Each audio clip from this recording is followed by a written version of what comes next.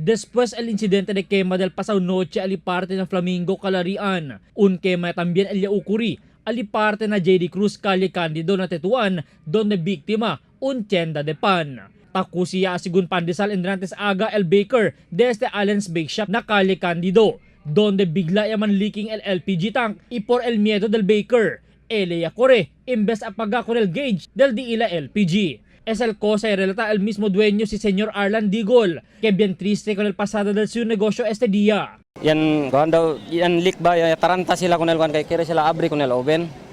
Pero cuando yan abri kan tan sina, ya taranta sila yakore kay sineman puego, kon el tas sigil puego.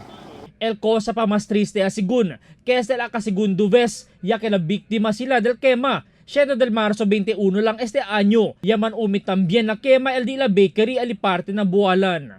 Ya puede pa alcanza el news team kita precura sila checkya, kung el cosa pa puede salva adentro del establecimiento. Pero este mga pan que display ya, hindi mas puede salva también, siendo ya quema también este mezclaw mga plastic. No hay más man kalayat pa el fuego siendo enseguida se puede apasigua el bombero con el incidente. Un leksyon niya también asigun este para kung makinta man negosyo como comida para esta cuidado, especialmente na usada del mga LPG. Albert Luna, Dateline Zamboanga.